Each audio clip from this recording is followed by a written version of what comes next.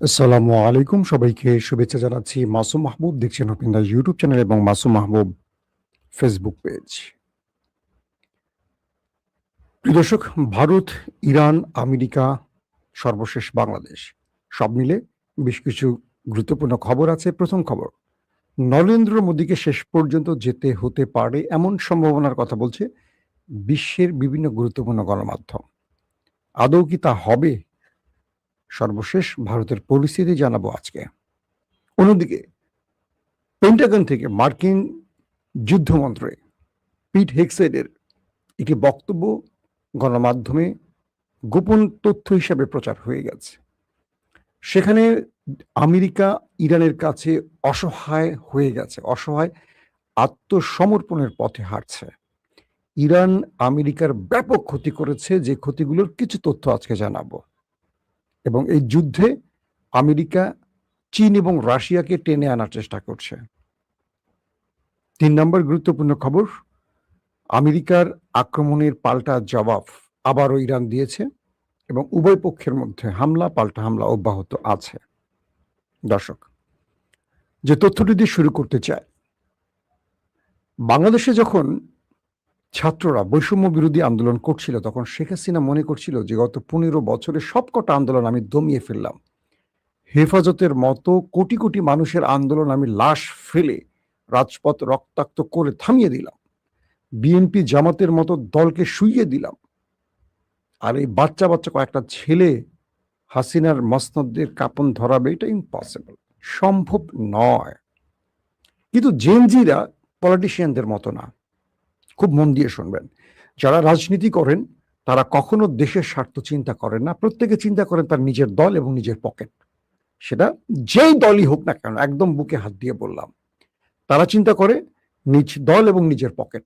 কিন্তু জেনজিরা পকেটে চিন্তা করে না, তারা চিন্তা করে আজকের ভবিষ্যৎ, আগামীর ভবিষ্যৎ এবং নিজের সমাজের বা পুরো জাতির ভবিষ্যৎ। হাসিনা জেনজিদের থামাতে গিয়ে ব্যর্থ হয়েছেন এবং এই জেনজির আন্দোলনেই হাসিনাকে বিদায় নিতে হয়েছিল। 2000 মানুষ মেরেও হাসিনা টিকতে পারেনি। সেম ক্যাটাগরি এখন শুরু হয়ে গেছে ভারতে। ভারতের নরেন্দ্র মোদী মধ্যরাতে ভিডিও বার্তা দিলেন এবং একটা টিমকে পাঠালেন, সেই সমাজকর্মী, লাদাখের সমাজকর্মী, যিনি আন্দোলনের প্রথম সারির একজন ব্যক্তি, সোনাম। তিনি হাসপাতালে অনশনে আছেন, তাকে প্রথম গ্রেফতার করা হয়, পরবর্তী তাকে হাসপাতালে পাঠানো হয়, সেখানে তিনি দাবি আদায়ের জন্য অনশনে ছিলেন এবং নরেন্দ্র মোদী শিক্ষামন্ত্রী সহ আরো কয়েকজনকে পাঠিয়ে তার অনশন ভাঙান এবং নরেন্দ্র মোদী তাকে লিখিত আশ্বাস দেন দাবি মেনে নেয়ার, যার ফলে সেই সমাজকর্মী সোনাম তিনি তার অনশন ভাঙেন এবং আন্দোলন থামিয়ে দেওয়ার ঘোষণা করেন। কিন্তু ইন্টারেস্টিং ব্যাপার, আন্দোলন থামেনি। যেমন আমাদের বৈষম্য বিরোধীদের সেই টপ 6 লিডার হাসিনার চাপে পড়ে আন্দোলন থেকে ফিরে গিয়েছিল, কিন্তু হান্নান মাসুদ, রিফাত, সাদিক কায়েম, ফরহাদরা আন্দোলনটাকে কন্টিনিউ করেছিল। অর্থাৎ যে আন্দোলনটা নাহিদ, সার্জিস, মাহফুজদের মাধ্যমে থামেনি, তারা থামার ঘোষণা দিয়েছিল, তার মানে এই আন্দোলনটা তাদের আর তত্ত্বাবধানে ছিল না, এটা চলে গেছে অন্য গ্রিপে, মানে বাংলাদেশের ছাত্র জনতা। সেই সময় হান্নান মাসুদরা, রিফাতরা, সাদেক কায়েমরা এই আন্দোলনটাকে কন্টিনিউ করে হাসিনার পতন ঘটায়।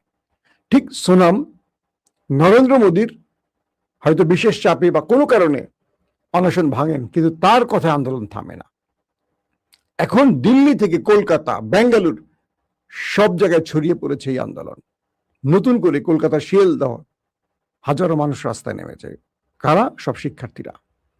তারা এখন বলছে যে যদি ধর্মেন্দ্র অর্থাৎ শিক্ষামন্ত্রী পদত্যাগ না করে, আমরা নরেন্দ্র মোদীর পদত্যাগের দাবিতে আন্দোলন শুরু করব।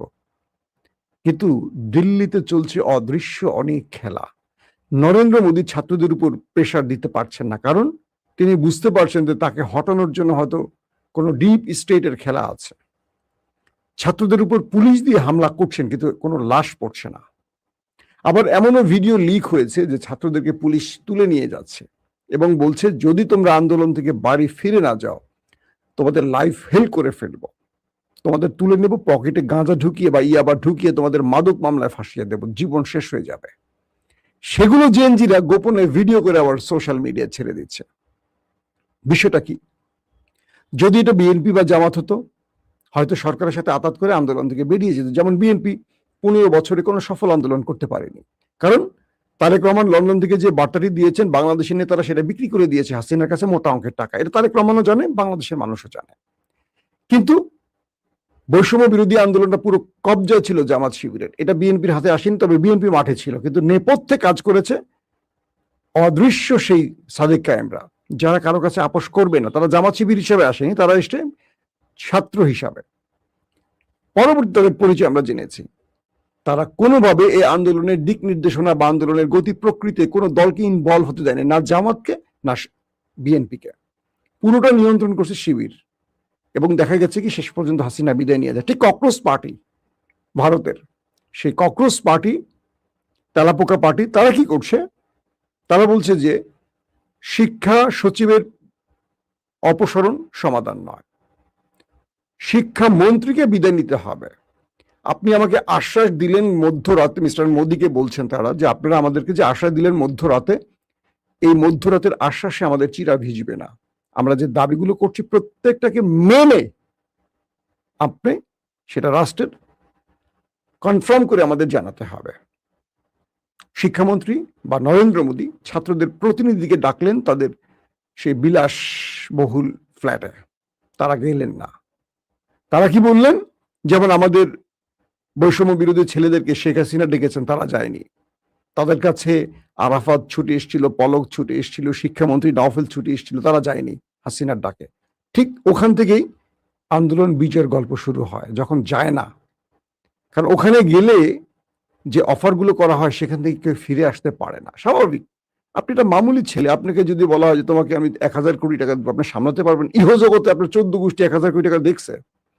হাসিনা তো ক্ষমতা বাঁচাবার জন্য 1,000 কোটি টাকা দিবে, আবার 1,000 কোটি টাকা পেছন দিকে টান দিয়ে বের করে ফেলবে। পর আগে দিয়ে দিবে, আন্দোলন শেষ, তারপর পিটাইয়া গুম কইরা বিচি ডলা দিয়ে আবার 1,000 না 2,000 কোটি টাকা বের করে নেবে। এইটাই রাজনীতি। তো যিনি ককরোচ পার্টির প্রধান, সেই যুবক বললেন যন্তর মন্তরে, মানে তাদের, আমাদের যেমন শাহবাগ, ওদের হলো যন্তর মন্তর, দিল্লির কোন অন্ধ ঘরের অন্ধকারে বন্ধ করে, শব্দটা এরকম, কোন বিলাস বহুল ফ্ল্যাটে আলোচনা হবে না, যন্তর মন্তরে আসেন, হাজারো জনতার সামনে কি করতে চান সেটা আমাদের আশ্বাসের আলোকে জানান। কিন্তু কেউ আসতে রাজি নয়। মন্ত্রী সাহেব আসবেন গরমের মধ্যে, আগে বিএনপির রাজপথে ছিল, দেখেন না, একটা বোমা মারলে বা একটা পুলিশ কিছু করলে উঠে পড়ে দৌড়, এখন কেউ রাস্তা নামবে না। দেখেন কজন এমপি তার এলাকায় যায়, খোঁজ নেন যারা এমপি হয়ে গেছে, এমপি হওয়ার আগে কি আশ্বাস দিচ্ছে, এমপি হওয়ার পরে কি করে, বাংলাদেশি দেখেন। তো এই পরিস্থিতির মধ্যে ভারত এখন উত্তপ্ত হয়ে উঠছে এবং নরেন্দ্র মোদীর পদত্যাগের দাবি উঠতেছে। আস্তে আস্তে সারা ভারতে আন্দোলন ছড়িয়ে পড়ছে। আন্দোলন ক্রমান্বয়ে এখন বৃহৎ থেকে আরো বড় হচ্ছে। দর্শক, আমরা ভারতের সংবাদ আপাতত এখানে শেষ করতে চাই, কারণ মধ্যরাতে আরো আপডেট আসবে। আমরা একটু ইরান আমেরিকা চলে যাই। ইরান আমেরিকার দৃষ্টিতে কি হচ্ছে? পেন্টাগন, মার্কিন যুক্তরাষ্ট্রের যেটা সেনাবাহিনীর মেইন অফিস কার্যালয়, বাংলাদেশের যেমন ক্যান্টনমেন্ট, তো মার্কিন যুক্তরাষ্ট্রের পেন্টাগন হলো সামরিক বাহিনীর প্রধান সদর দপ্তর। এটার প্রধানকে পিট হেগসেট, তিনি হলেন যুদ্ধমন্ত্রী, প্রতিরক্ষা মন্ত্রী ধরেন। তার একটা বক্তব্য কয়েকটি মার্কিন গণমাধ্যমে প্রচার হচ্ছে রিপোর্ট আকারে। কি বলছে? তিনি বলছেন, পিট হেগসেট বলছেন যে আমরা ইরানের কাছে অসহায় হয়ে পড়েছি। তিনি বলছেন এই যুদ্ধে ইরানকে সহযোগিতা করছে ডিফেন্স ক্ষেত্রে চীন, আর টোটাল ডাটা বা তথ্য দিয়ে রাশিয়া। অর্থাৎ আমেরিকা, রাশিয়া এবং চীনকে যুদ্ধে টেনে আনার প্ল্যান করছে। কি অভিযোগ করছেন পিট হেগসেট?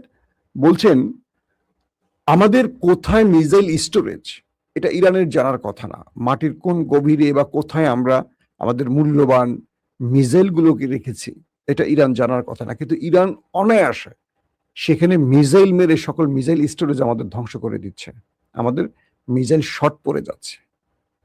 কি করে ইরান এই তথ্য পেল যে এখানে আমাদের মিসাইল গুলো আছে? এটা তো জানার কথাই না। তার মানে এই ডাটা রাশিয়া তাদেরকে দিচ্ছে, এটা আমেরিকার অভিযোগ।